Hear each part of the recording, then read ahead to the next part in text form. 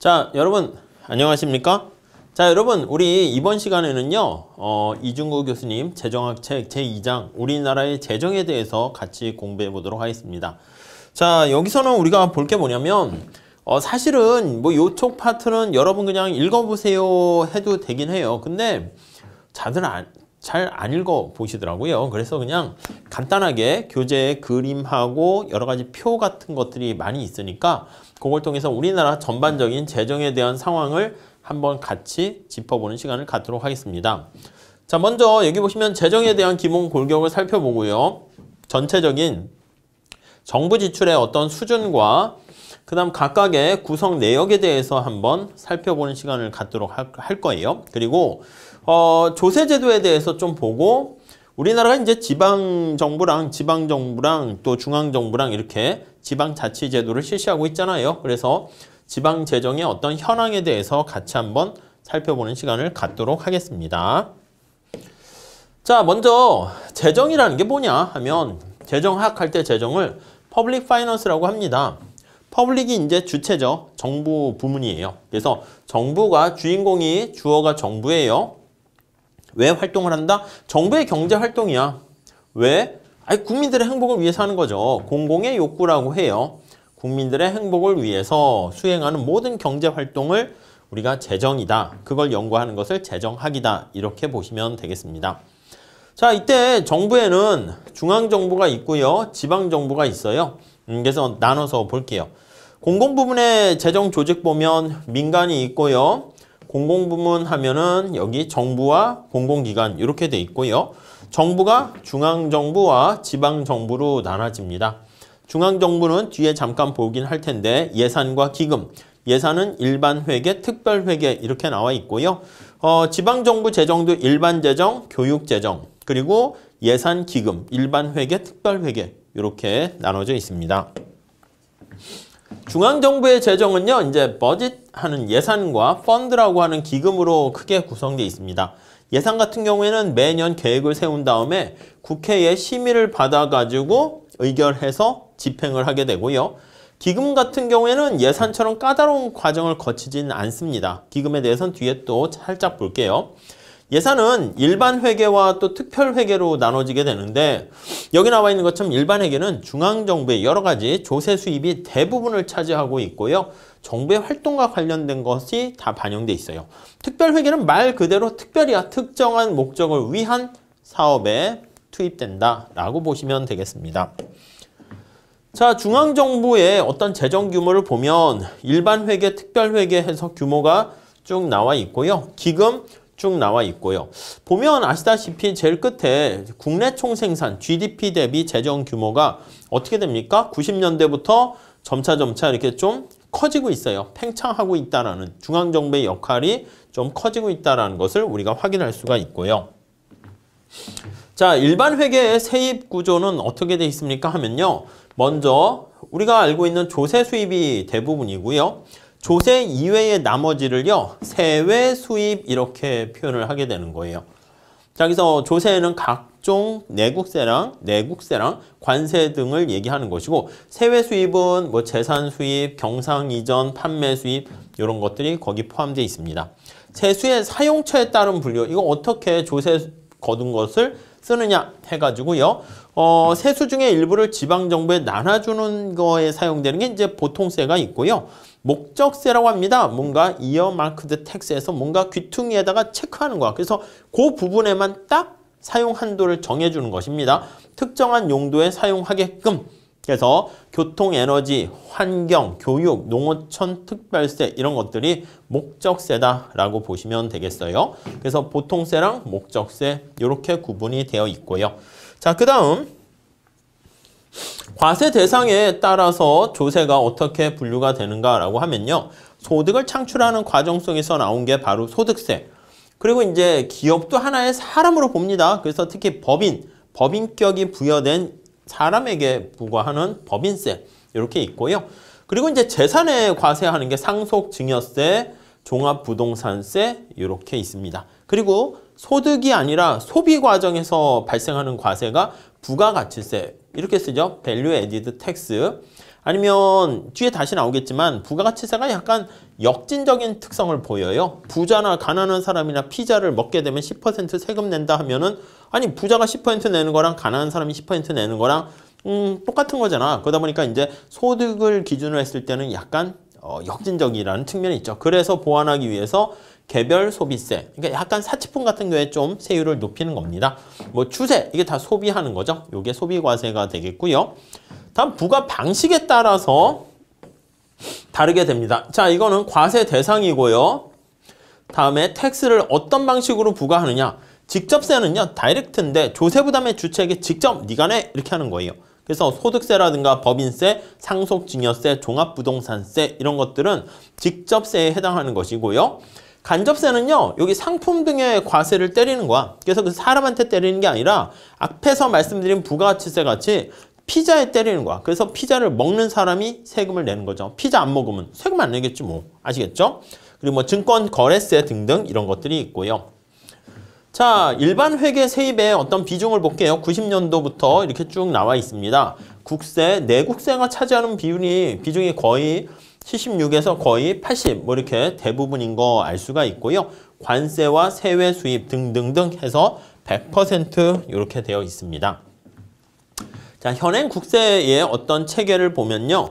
국세는 여기 나와 있는 내국세, 그리고 여기 목적세, 그리고 여기 보시면 종합부동산세 이렇게, 그리고 여기 주세와 관세 이런 식으로 되어 있어요. 자, 우선 여기 보시면 내국세에는 소득, 소득세, 법인세, 부가세, 소비세, 상속, 증여 이렇게 나와 있고요. 앞에서 말씀드린 것처럼 소득과세냐, 소비과세냐, 아니면 재산과세냐. 목적세 한 요 정도 한 3가지 정도 보시면 되겠고 카테고리별로 요것도 소비과세라는 거 보시면 될 것 같습니다. 요 정도 큰 체계 살짝 한번 보시고요. 다음에 재정의 기본 골격 일반 회계에서 세출 측면에서 보겠습니다. 자, 이거 조세를 이제 쓰는 거예요. 소관별로 어떻게 기관별로 나눠지게 되는가, 배정되는가, 그거랑 기능별로 예산 사업이 수행하는 기능에 따라서 분류되기도 하고 성질별로 분류하기도 합니다. 세출 예산의 지출 대상이 갖는 어떤 성격에 따라서 분류하게 돼요. 뒤에 뭐 나중에 다시 볼 기회가 있을 거고요. 여기 보시면 세출 내역 보면은 기능별로 분류한 거는요. 기능에 따라, 펑션에 따라서 되는 건데 자, 가장 큰 비중을 차지하는 게 뭐야? 일반 지방 행정뿐만 아니라 교육도 많이 차지하고요. 복지 관련된 부분도 좀 커지는 거 알 수가 있어요. 국방도 좀 큰 거 알 수가 있어요. 그리고 성질이다라고 하면 그 성격에 따라서요. 인건비냐, 물건비냐, 아니면 이전 지출이냐. 이전 지출은 아무런 대가 없이 뭐 저소득층 도와주는 뭐 그런 거 일방적으로 도와주는 것들 얘기합니다. 자산 취득이나 전출금 이렇게 성질별로 세출을 구별한 거 우리가 간단하게 볼 수 있겠습니다. 다음에요. 자, 특별회계 보시면 기업특별회계랑 기타 특별회계 이렇게 있습니다. 기업특별회계라는 것은 주로 여기요. 공기업이라고 불리우는 것들의 활동과 관련된 부분이 많겠고요. 여기 양곡관리, 우편, 우체국 예금 등 5개 특별회계가 또 포함되어 있습니다. 기타 특별회계는 여기 나와 있는 것처럼 뭐 교통시설 특별회계, 환경개선, 농어촌 구조 개선, 국가균형 발전 등 각종 사업을 관리하는 여러 가지 특별회계가 포함되어 있고요. 현재 13개 정도 있다 나와 있습니다. 자, 펀드라는 기금은요. 특별한 목적을 수행하기 위해서 특정한 자금을 독립적으로 운영할 필요가 있어서 그러니까 같이 그냥 조세 수입 걷어들인 걸 가지고 그걸 통으로 해서 우리가 사용하는 게 아니라 야, 이거는 꼭 여기에만 써야 되겠다. 원래 예산이라는 것은요. 목적 구속의 금지 원칙이라고 합니다. 돈을 어떻게 걷었던 이 돈을 거둔 게 꼭 여기에만 써야 된다라는 그렇게 딱 1대1로 대응되는 그런 게 아닙니다. 그게 목적 구속 금지의 원칙인데 여기 나와 있는 것처럼 이런 기금은 어떻게 됩니까? 맞아요. 그 목적에만 사용하도록 나와 있는 거야. 그래서 특정한 돈을 거둔 것은 특정한 지출에만 사용할 수 있도록 만들어진 게 바로 기금이다. 이렇게 보시면 되겠습니다. 나름대로 예산의 틀 밖에 벗어나서 거기에만 쓰일 수 있으니까 자율적으로, 탄력적으로, 안정적으로 운영하는 데 사용되겠죠. 자, 현재 67개 기금이 운영되고 있으며 운영 규모가 한 720조에 달한다 보시면 되겠습니다. 자, 중앙정부 지출의 수준과 구성을 보면 중앙정부 재정의 규모는요, 국내 총생산보다는요, 좀 더 빠른 속도로 커지고 있다는 걸 알 수 있습니다. 그래서 중앙정부, 우리 앞에서 표해 본 것처럼 중앙정부가 지출하는 이 속도가 빨리 더 커진다는 거 확인할 수 있고요. GDP에서 차지하는 중앙정부 지출이 얼마나 됩니까? 라고 하면은요, 프랑스가 굉장히 크네요. 프랑스, 이태리, 영국, 스웨덴, 독일, 우리나라, 미국, 일본 이렇게 좀 돼 있는 거 알 수 있어요. 우리나라는 그래도 뭐 좀 전체적으로는 좀 낮은 편에 속하긴 하네요. 자, 우리나라 같은 경우 중앙정부 지출이 GDP에서 차지하는 비중은 좀 약간 낮아요. 근데 이게 OECD 국가에서 운영 내역을 또 봐야 되는 거니까 그냥 단순하게 비중만 갖고 판단하기에는 좀 좋은 건 아닙니다. 그래서 그 상황에 따라서 여건에 따라서 달라지니까 그냥 남과 비교하기는 좀 애매합니다. 현재 재정 규모가 적정한 것인가 평가 내리기 위해서는 중앙정부가 어떻게 돈을 쓰는가 그것까지 일일이 다 좀 판단을 해야 됩니다. 그래서 만약에 한 국가 내에 사용할 수 있는 경제 가용 자원이 있잖아요. 그게 제한돼 있잖아. 경제학에서는 늘상 희소한, 제한된 자원을 어떻게 쓰는가인데 만약에 정부 부분이 자꾸 커지게 되면 민간 부분을 위축시킬 가능성이 있습니다. 그래서 민간 부분과 정부 부분은 서로 다투는 과정이 생겨. 그런데 정부의 목적도 공공의 욕구를 충족시키는 것이기 때문에 민간의 사회후생을 행복하게 만드는 거잖아. 근데 정부가 하는 역할이 사회후생을 민간보다 더 잘하면, 뭐 예를 들면 시장 실패 같은 경우에 정부가 더 잘하면 상관없는데 그렇지 못한 경우에는 정부가 하는 게 과연 바람직한 것인가? 오히려 작은 정부가 더 나을 수도 있다. 이렇게 볼 수 있겠습니다. 자, 우리나라 공공부문 사회 지출은 OECD 국가 중에서 최하위에 속해 있다라는 거 알 수가 있습니다. 공공부문 사회 지출, 한국 보시면은 다른 나라는 한 10에서 20, 막 거의 30%에 육박하기도 합니다. 독일은. 근데 우리나라 한 10% 정도 내외니까 좀 낮은 편에 속해 있다라는 거 알 수가 있겠고요. 일반 회계의 기능별 분류 방식이 경제적으로 가장 큰 의미를 가진다고 하고 있어요. 왜냐하면 이 기능별이니까 어떤 펑션, 어디다가 사용했느냐, 사용처가 중요한 것이죠. 자, 여기 보시면 복지, 국방, 교육, 경제, 기타 등등 있는데 어디 비중이 자꾸 커지고 있어요? 복지 한번 보세요. 네, 처음에는 한 10%, 90년도만 해도 10% 정도가 안 되는데 이렇게 한 20% 정도로 커지고 있고요.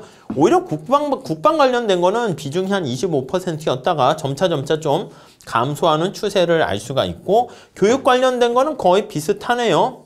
경제 관련된 것도 거의 비슷하고 자, 그러면 어떤 특성을 알 수 있습니까? 국방 관련된 비중은 작고 사회복지 관련된 비중은 점차 확대되고 있다는 것을 우리가 확인할 수 있겠습니다. 뭐 그 관련된 세부 내역 같은 건 뭐 여기 좀 참고가 있는데 넘어가시고요.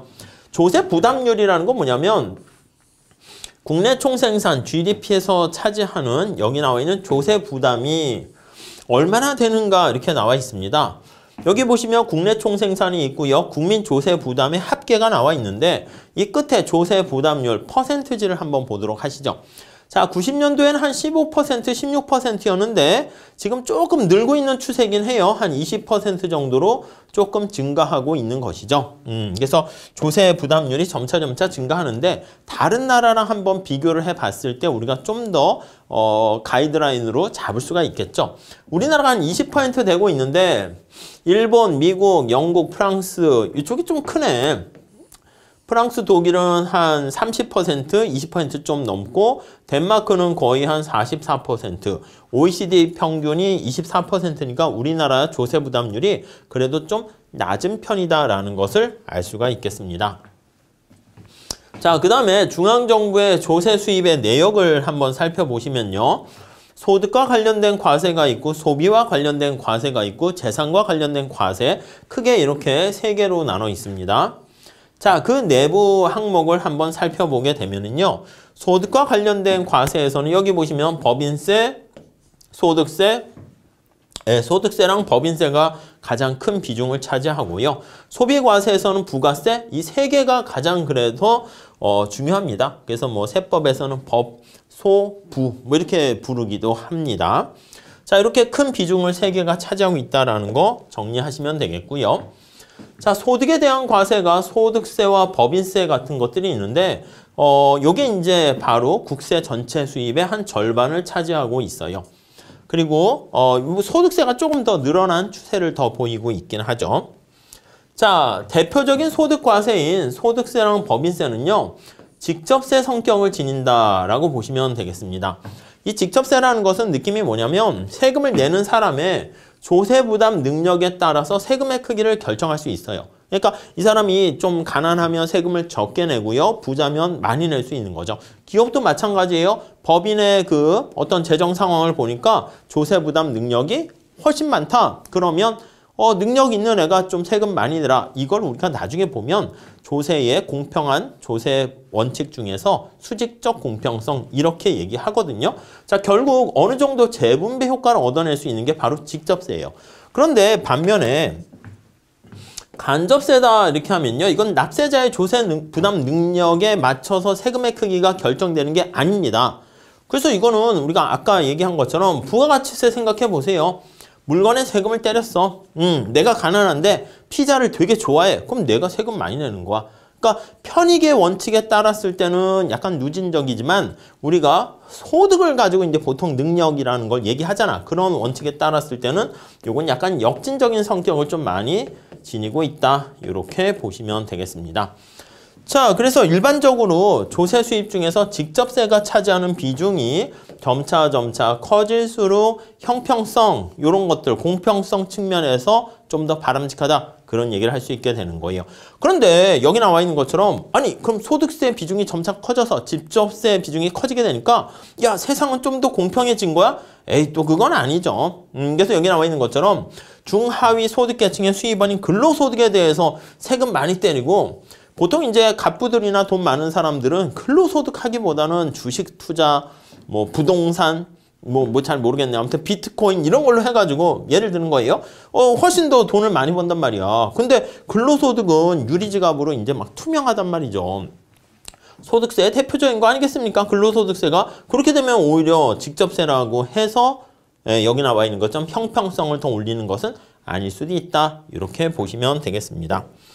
자, 그 다음에 소비과세는요, 대표적인 게 부가세, 개별소비세, 교통, 에너지, 환경세, 주세 이렇게 나와 있고요. 실제 조세 부담을 소비자가 진다는 의미에서 소비하는 사람이 지는 거예요. 간접과세예요. 누구한테 딱 주는 게 아니라 물건에다 했으니까 그 물건을 소비하는 사람한테 우리가 세금을 때린다 이렇게 보시면 되겠고요. 중앙정부의 조세 수입 중에서 소비과세로의 수입이 36.3%가 된다라는 거 알 수가 있습니다. 부가세 수입은 전체 수입에서 한 24% 정도 차지하니까 앞에서 얘기했던 법인세, 소득세 못지않게 크다라는 걸 알 수가 있어요. 자, 부가가치세는요, 단일세율 구조를 보여요. 보통 한 10% 이렇게 때리게 되면은 소비재만을 과세 대상으로 이렇게 포함시키는 것이죠. 역진성을 가지게 됩니다. 앞에서 말씀드린 것처럼. 그렇기 때문에 이건 모든 상품을 다 과세 대상으로 하기 때문에 세율이 부가가치세가 10%에서 1%포인트만큼 올라가도요. 조세 수입이 엄청나게 크게 많이 확보할 수가 있게 됩니다. 자, 그런데 부가가치세는요. 여러분 어떻게 돼요? 맞아요. 사람들이 환상에 빠져. 세금 내는 줄 잘 몰라요. 보통 그렇지. 알면서도 이제 와 피자 먹으러 가야지 해서 먹었는데 먹고 나서 자 10% 부가세가 붙어요. 그럼 이제 이미 다 먹고 그러면 사람들이 배도 부르고 기분이 좋으니까 아 예 이렇게 얘기하는데 사실 알고 보면은 세금을 펑펑 내고 있는 거죠. 무슨 말씀인지 아시겠죠? 그렇기 때문에 세금을 거둘 때는요. 직접세 같은 경우는 세금 내는 과세 대상자가 자기 몸에 피부적으로 직접적으로 느껴요. 피부로. 그러니까 세금 조세 저항이 심한데 간접세에 해당하는 부가가치세 같은 경우는 잘 몰라. 그렇지만은 역진적인 성격을 많이 지니기 때문에 형평성을 위해서는 좀 이렇게 부가세를 10에서 뭐 한 12로 올리면 좋지 않냐 하는데 약간 좀 주저하게 되는 것을 알 수 있습니다. 자, 그래서 부가가치세는 역진성을 가지고 있다고 말씀드렸죠. 그래서 그걸 좀 보완할 수 있는 방법이 없을까 해서 만들어낸 게 사치제의 좀 세금을 좀 더 높이는 겁니다. 그게 바로 개별소비세다라고 생각하시면 되겠어요. 약간의 누진성을 거기다 집어넣게 되는 거죠. 자, 그러니까 모든 상품이 아니라 제한된 사치품에 해당하는 거에 선별적으로 적용을 하게 되는 거예요. 아시겠죠? 그러니까 우리가 뒤에 나중에 보겠지만 아니 사치품 어떤 거에는 세금을 때리고 어떤 건 세금을 안 때리게 되면 우리가 미시경제에서 봤죠. 세금을 때리는 거에 대해서는 사람들이 이제 거부감을 느끼게 되는 거니까 선택의 교란을 일으키게 됩니다. 선택의 교란을 일으킨다라고 하면 이게 맞아요. 디스토션 해가지고요. 비효율성의 원인이 된다. 예, 이렇게 보시면 되겠습니다. 자, 그리고 또 애매한 게 옛날에는 사치제였던 상품이 점차 필수제가 되는 현상이 있어요. 옛날에는 집안에 TV가 있다. 그런데 요즘 TV 없는 집이 어디 있습니까? 그러니까 그때그때 좀 조정이 필요하게 됩니다. 자, 그 다음에 에너지, 교통, 환경 이런 것들, 휘발유나 경유 등의 유류에 부과되는 거라든가 자동차 운행 이런 것들을 보면 환경을 오염시키잖아. 교통 혼잡을 야기하기 때문에 그거에 따른 걸 좀 줄이기 위해서 하는, 그리고 도로 같은 게 만들어져 가지고 그 정부 국가가 생산 공급한 거 아니겠습니까? 도로 이용료를 내라 이거예요. 그렇기 때문에 그 사용에 따른 편익에 대한 대가 느낌이 거기 나와 있게 됩니다. 선택을요, 좀 더 긍정적인 측면으로 바꾼다는 의미에서요, 사회적으로 바람직한 결과를 유도한다. 이렇게 보시면 되겠습니다. 자, 재산과세는요, 여기 나와 있는 부동산이라든가 주식과 같은 재산에 대해서 부과하는 과세가 되는 건데요. 재산, 부동산, 주식. 거래 단계에 부과하는 게 바로 상속, 증여. 그쵸? 상속하는 단계, 그때 내는 겁니다. 증여도 그렇고, 증권 거래세도 여기 거래 이렇게 있잖아요. 인지세도 마찬가지고요. 보유 단계에서 부과하는 것은 종합부동산세. 나 지금 부동산을 보유하고 있어. 그 보유하고 있는 그 자체 행위에 대해서 세금을 때리는 겁니다. 자, 그리고 지방세 중에서 취득세, 재산세 등이 재산과세에 포함되고 있고요. 중앙정부의 조세 수입이 소비과세나 소득과세에 비해서 재산과세가 차지하는 비중은 좀 되게 작습니다. 오히려 5% 정도밖에 안 되는 거 알 수가 있겠습니다. 자, 그 다음에 재산과세 관련해서요. 일반적으로 지방정부의 조세 수입 같은 경우에는 여기 나와 있는 것처럼 재산과세 비중이 중앙정부보다는 훨씬 더 높다라는 것을 알 수 있어요. 중앙정부는 좀 낮았죠. 5% 정도밖에 안 됐죠.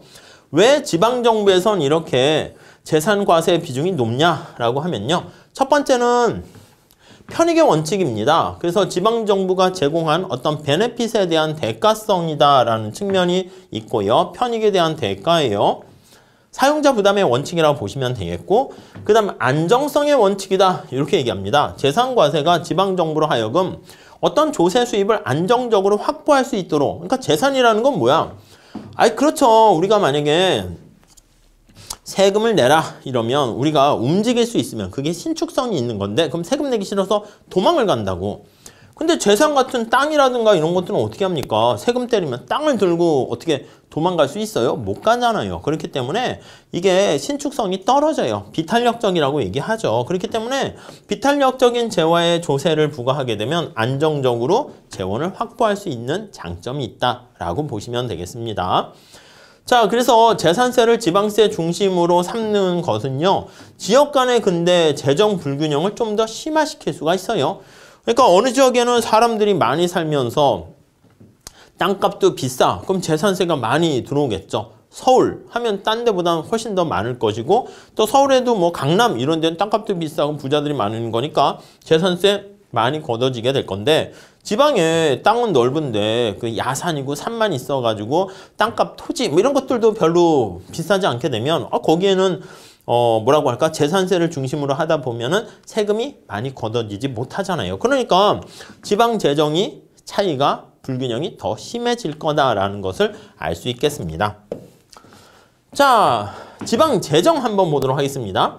지방 재정, 넓은 의미의 지방정부, 중앙정부 할 때 지방정부는요, 시도교육청이 관할하는 교육재정과 또 일반 정부가 관리하는 재정으로 나눌 수가 있게 되는데요.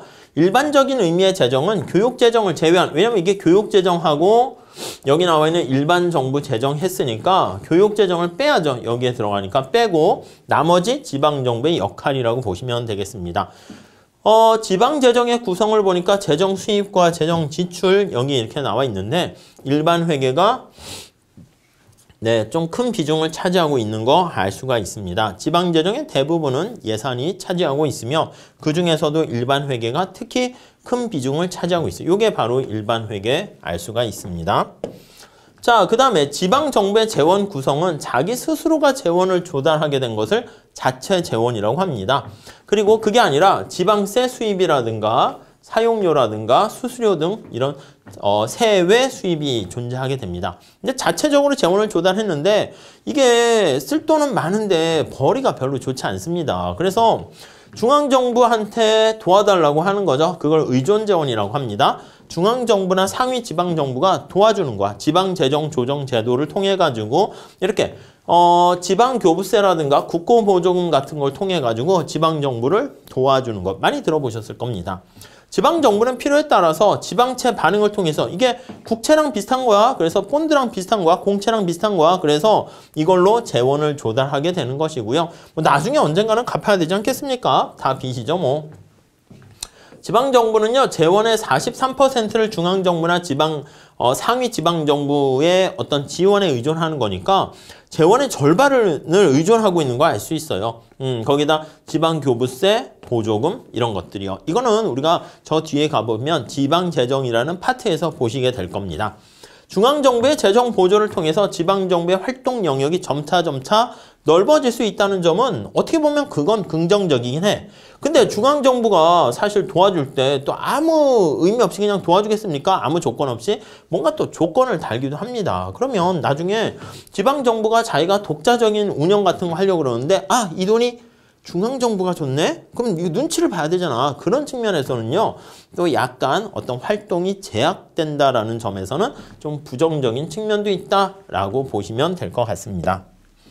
자, 그 다음에 지방정부의 분야별 총 지출 크기를 보면 이게 압도적으로 사회복지에 많은 걸 사용하고 있습니다. 그 다음에 인력이라든가 국토 아니면 교통, 농림, 해양, 수산 이런 식으로 해서 투입되고 있다는 거 우리가 확인할 수 있겠습니다. 넘어갈게요. 다음에 전체 재정에서요. 중앙정부가 차지하는 비중은 지방정부에 비해서 좀 더 크다는 걸 알 수 있어요. 그래서 여기 보시면 중앙정부와 지방정부의 재정 비교가 나와 있는데 뭐 일반 회계뿐만 아니라 조세, 수입 이렇게 중앙정부가 크다라는 거 알 수가 있겠죠. 그래서 우리가 지방자치제도를 실시하고 있는데 진정한 지방자치제도를 실시하려면 지방정부의 재정 자립도가 충분해야 돼. 안 그러고 만약에 중앙정부한테 재정의 대부분, 많은 부분을 의존한다라고 하면은 그게 뭐 진정한 지방자치제도라고 보기는 어려울 수 있다. 이렇게 보시면 되겠습니다. 재정 자립도라는 것은요. 지방정부 전체 예산 중에서 지방세나 세외 수입이니까 자기 스스로 조달한 거잖아. 그 자체 재원 말고 나머지 의존 재원이라고 했죠. 그래서 그 비중을 한번 생각해 보는 거예요. 여기 보니까 시도별 재정 자립도의 현황을 한번 봅니다. 그러면 서울, 부산 등등등 여기는 좀 비중이 좀 커요. 근데 여기 보시면 이제 도와 또 시 이렇게 나와 있는데 경기도, 군 이런 데 보면 이게 좀 많이 열악한 거 알 수가 있습니다. 여기 보시면 시도 마찬가지죠. 그렇기 때문에 우리가 지방 정부가 재정이 상당히 열악하다라는 것을 우리가 확인할 수 있겠어요. 자, 특히 상위 지방자치단체에서 하위 지방자치단체로 점차 내려갈수록 시, 도 해서 뭐 군 이렇게 내려갈수록 재정 자립도는 뭐 예측 가능하지만 점점 더 낮아지는 추세라는 거 알 수가 있겠고요. 평균적으로 특별시나 광역시의 재정 자립도가 도보다는 훨씬 더 높아요. 뭐 서울특별시 뭐 이런 거라든가 광역시들이 조금 더 재정 여건이 좋은 것이죠. 자, 그런 측면에서 어느 지방정부는 재정이 열악한데 어느 지방정부는 재정이 충분하다는 측면에서는요. 이렇게 지역 간 재정 불균형의 문제가 발생하게 되는 거 알 수가 있습니다. 그래서 재정이 좋은 데랑 재정이 안 좋은 데랑 차이가 2배 이상 벌어지게 되는 큰 문제가 발생하고 있고요. 자, 현행 지방세 체계에 대한 내용을 한번 볼게요. 여기 지방세가 있는데요. 도세, 도세, 시군세 이렇게 있고 뭐 보통세가 있고 목적세가 있고 이런 것들이 이제 목적세가 돼요. 지역자원시설세라든가 교육세, 지방교육세 이렇게 있고요. 시군세에서도 뭐 보통세 이렇게 있고요. 광역시세와 뭐 자치구세에서 보통세, 목적세, 목적세는 뭐 지역자원 시설세라든가 지방교육세 등등등 보통세 이렇게 쭉 뭐 담배 레저 등등등 있다는 거 알 수가 있습니다. 네.